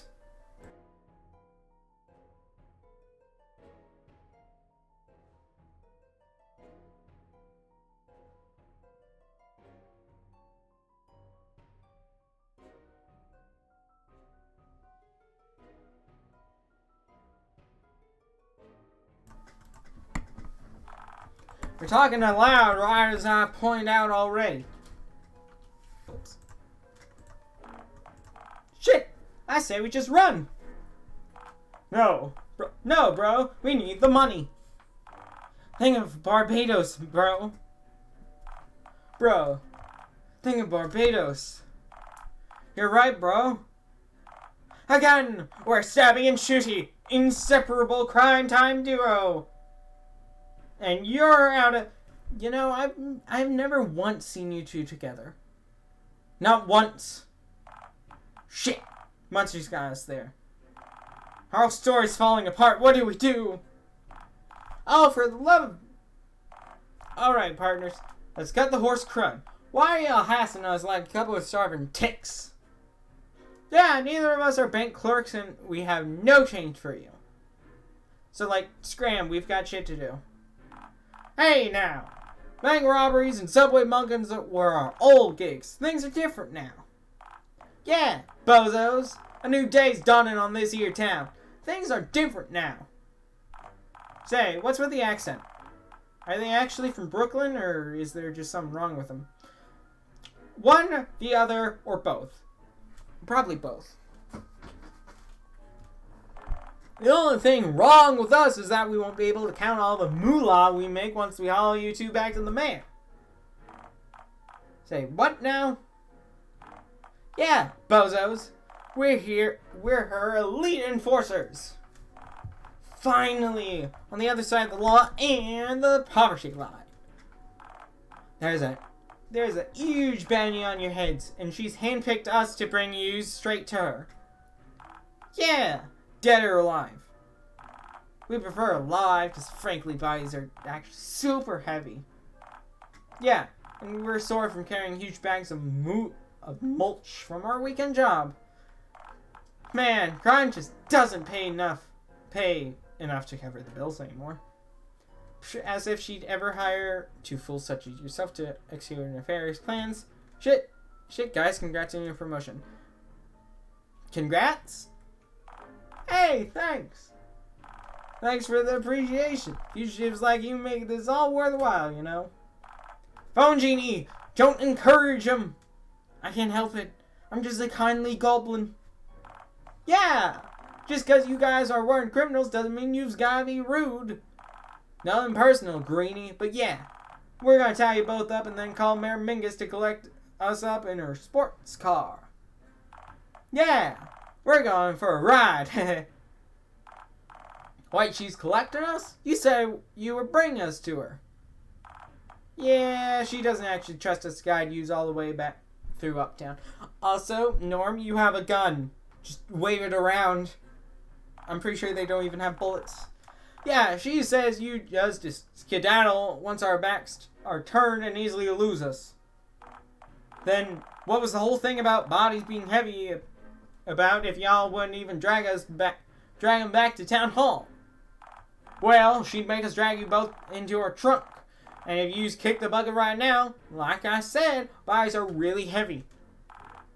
Phone Genie, I'm really starting to worry that I'm accidentally grievously harm these fellas. So, what's stopping us from just leaving the spot before the mayor arrives? That'd be us, bozo. Oh, good. Come on, Norm. Let's go. I wouldn't make any quick moves if I was you. You see, I'm holding a gun, and my partner here is holding a knife, so Well, you see, partners, I also happen to have a pistol of my own holstered. So, if it's a duel y'all want... Shit, he's got a real gun with, bullets and junk. I'm out. Gun beats knife. It's classic rock, paper, scissors rules. Well, I have a gun too, so by rock, paper, scissors rules, we draw. Actually, I've already drawn. 10 paces, then we shoot. Norm, I wouldn't bother. His gun totally isn't loaded. Hey, shut up, you. You sure, Phone Genie? I mean, I wouldn't put it past him to try and stick us up with an unloaded pistol, but that is quite a ballsy assumption to make. Norm, you tried this exact trick on me and my buddy Randy before. Call his bluff, man. He's just a human roach. Who are you calling a human roach, huh? Huh? I meant the other one, but... See, I don't get what it is that you are. Are you brothers, cousins, lovers, just co-workers? You call each other bro, but I don't get your vibe. We're beyond your understanding, bozo. Yeah, and you should be afraid of the unknown, you little punk. Well, if I don't understand the danger of something, why would I fear it? Shit, monsters got us there. I mean, get it! You're so furious, why don't you just shoot Monster then, huh? Teach Monster a lesson. Cause, my Mingus said she wants you to, captured alive? Bullshit. She said, you said a moment ago that she wants us dead or alive. Shit, bro, I totally said that. I told ya, bro. The dead or alive shit only works if they assume you actually have a way to ice them. Ah, shit. We've really screwed the pooch on this one. This blows. Phone Genie. I'm really starting to worry I'm gonna kill at least one of these two varmints. It's okay. Remember, Norm, human roaches, we can leave them be. Go ham, shoot 'em good, buddy, I don't mind. Human roaches! Leave! Don't shoot. Let them scuttle under Mingus's metaphorical fridge as the equally metaphorical bulb lights up. Let's just go our merry way. We've spent plenty of time with these two clowns. Shit, bro, they're gonna walk away from us. That's the opposite of what we want. Shit, bro, shit. Brush him with your knife. This thing can barely cut butter, bro. What do you want me to do? Poke at his paper bag and hope I jab an eye out on the other... Hope I jab an eye on the other side? Hey, shoot me for that. Without hesitation. Why don't you rush him with your knife head, huh, tough guy? No way, bro. Are you kidding me? That guy has a freaking gun. I ain't doing that. So do you, bro. Except you don't load it, do you? Hey, your head has a gun too, bozo. And I don't see you loading your noggin with bullets. I told you. I'm afraid if I open her up, I'll get dust in my head. I don't want dusty barrels. Phone genie. I now fear that I'm going to murder these two mutton heads in a mighty messy manner. Okay, now that we've thoroughly established your lack of everything, yeah, we're just gonna go. Okay. Can you guys rough yourselves up a little and tell the mayor we really fought you hard if either of you happen to run into her? Not a chance. Come on. If you don't, she'll rough us up. And boy, do I envy her that pleasure. Come on, phone genie. Those eggs of yours ain't gonna take a gander at themselves.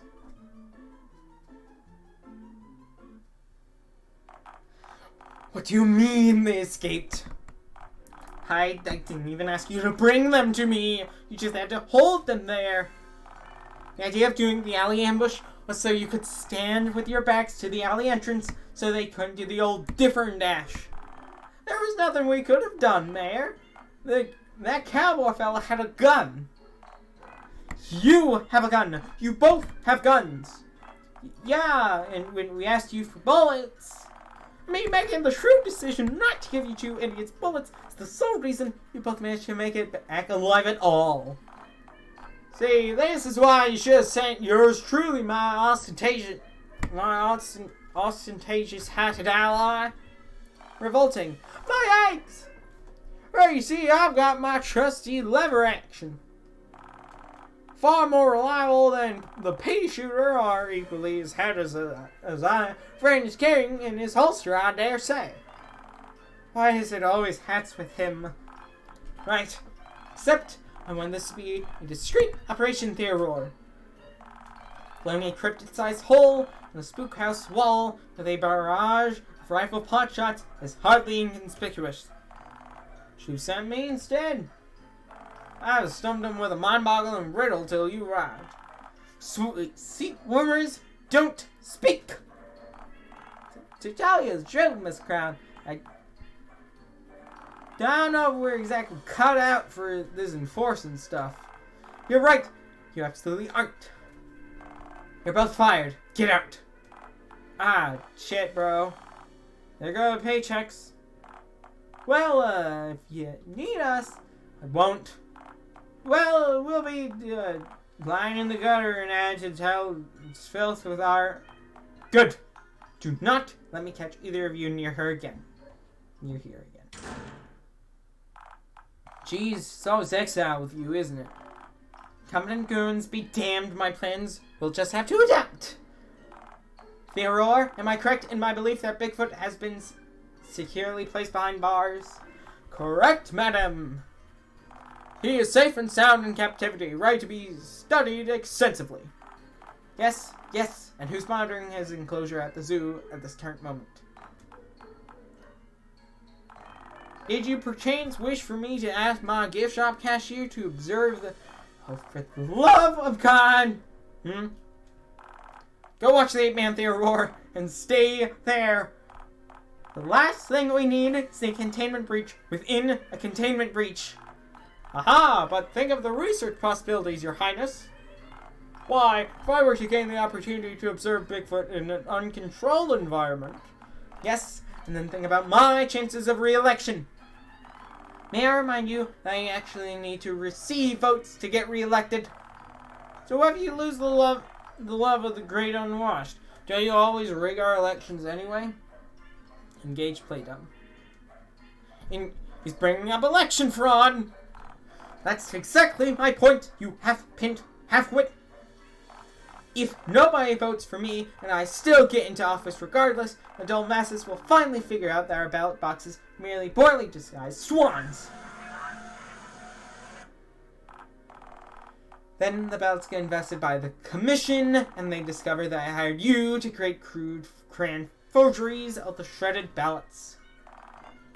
I'd have to pay a lot of plebs off to catch a catastrophe like that disappear. Aha, you said cat-ass trophy. I have killed before, you know. Please, cat noises. Just go, Theodore, and make haste. Oh, and take those ghastly eggs with you, lest their mucus binds them to the table, and they become a permanent fixture in the room. Superb! Onwards and upwards, then! Farewell, my friends! Wonderful! With that, I've halved the number of cretins left in the room. Do Abel next. Oh, speaking of, Abel? No, please, I have a family! You left the sticky note that I gave you at the site of the green one's nest upon collecting Monster's filthy shelled offspring, correct? Oh! Oh, yeah, I did, sure. Excellent! That's the rest of the plan set into motion, then. The sticky note makes up the rest of your entire scheme, huh? Must be one hell of a note. Oh, yes. I think they'll find the note compelling, to say the least. After all, the note says that the two don't instantly surrender themselves to me. They'll be dining on green omelets tonight. With a bit of ham. Wait, hold on. That's one of them, reality thingies again. Aha. A plot hole. Nasty fellers. Hear him out? Gaslight God. We let God butt in. Sure. I wouldn't want to gaslight him. What are you blathering about now, you disheveled mongrel? See, the note makes no sense because you lack the supreme depravity need to scarp down the immensely feared and cautiously reserved nuclear omelet. Besides, you just gave the eggs to Theodore. There isn't a plot hole, my daft canid screened employee.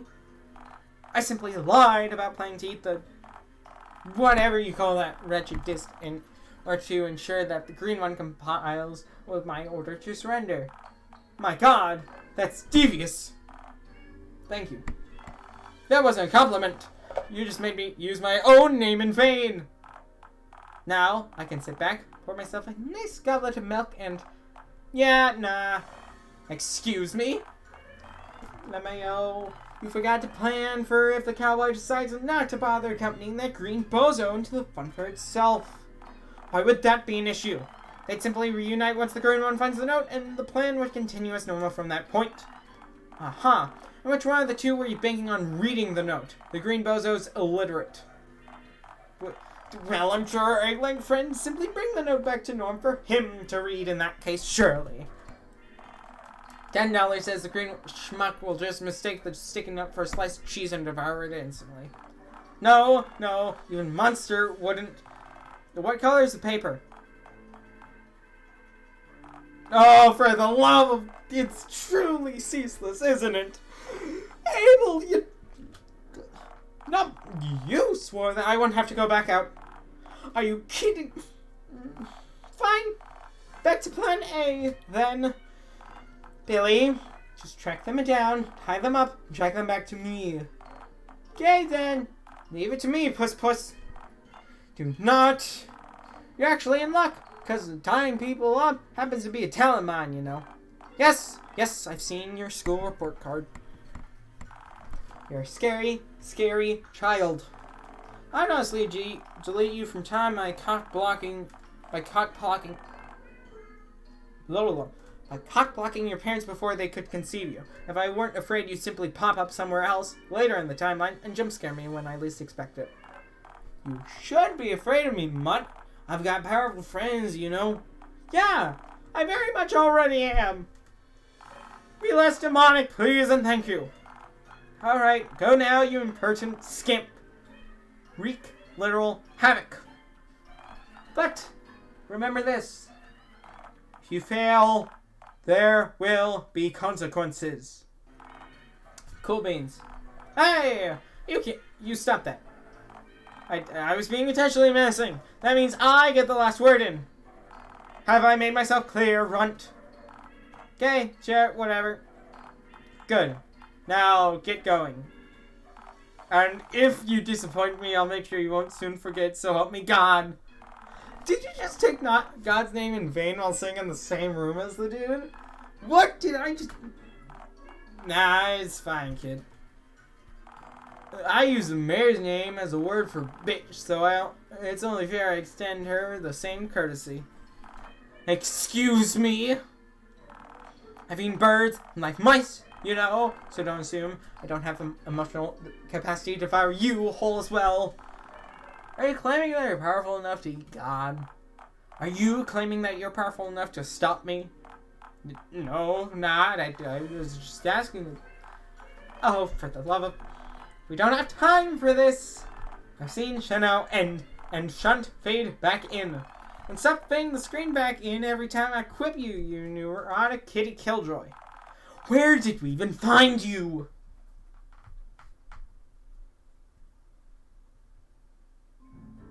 And we're in the subway. Wanted reward, you get to live. As well as Norm. Sweet. So about the mayor's cat head. For the last time, I've told you, I don't know why in tarnation she went and got that asinine procedure done to herself. Other than her grandpappy happening to have a cat that looked exactly the same as she does now. The connection's lost on me. It just doesn't make sense, you know. What possibly loyalty plan could allow her to be in Dialtown but not us? She's a bigoted, bushy-tailed bandit, partner. She's a nut job, plain and simple. Trying to understand someone like her will just leave you with a sore noggin. What are we doing rambling around down here, anyhow? If we want to avoid getting detected, surely we want to avoid passing through the spaces where we might get spotted by prying pedestrians, right? Oh, relax. You think we'll find anyone down here at this time of night? I mean, Rotary, Christ, this place tends to be deserted enough before rat hour hits. Do not explain to me what rat hour is. But you didn't even ask. 'Cause I don't wanna know. Alright, you baby. You know, I'm surprised the Cesspits train even runs this late at night. Oh, they run 24/7. I honestly don't think this place has a single human worker left at this point. That can't be right. Who's operating the trains then? Robots! Or ghosts, maybe? That's ridiculous. Hey, I said or, not and. Now both be ridiculous. Alright? If you like, I can shut up. I said or, not and.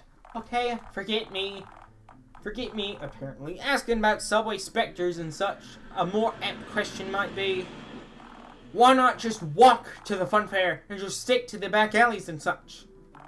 That way, we'd avoid dealing with real automations or extra-worldly vehicular visitors. Well, the fun fair's on the outskirts of town. That's a long walk. That's a right sorry place to put your town's amusements, ain't it? Land's expensive in the city, man. I live in a tent in the park for a reason, bucko. Lord, to build a functional amusement park in the city...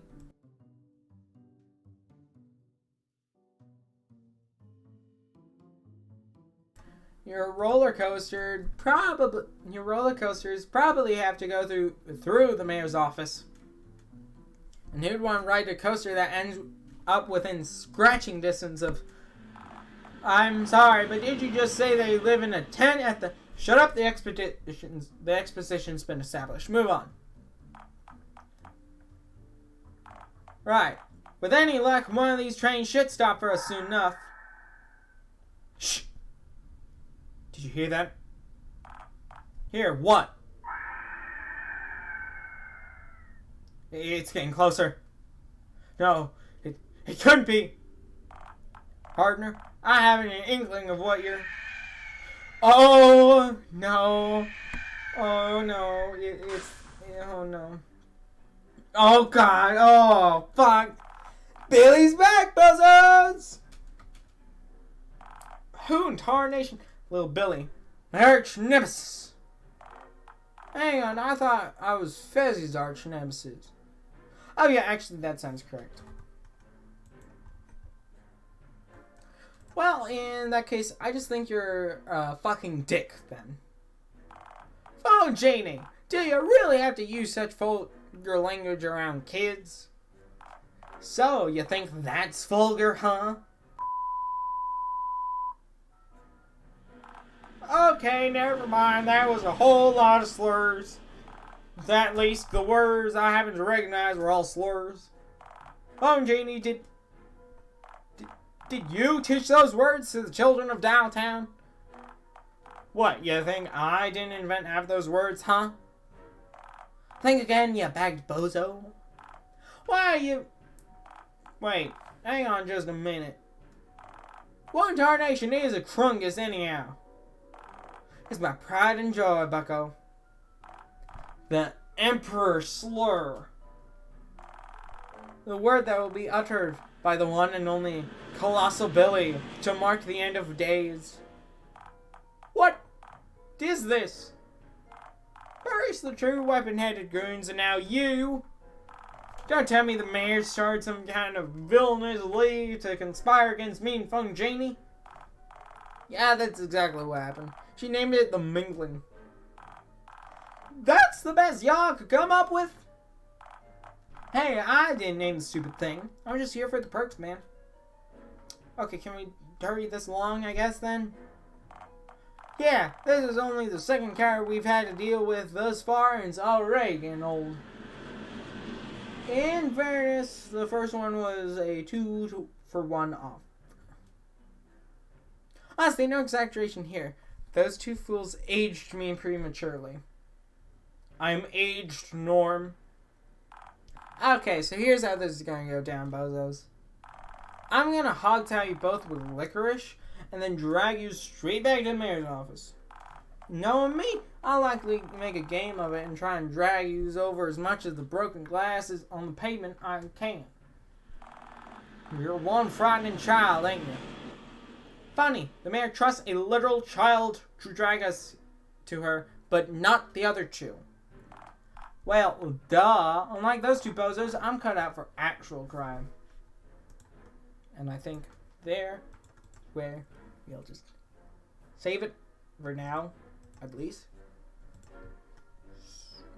So we don't record for too long since it's already like 2 hours. I will stop the video here.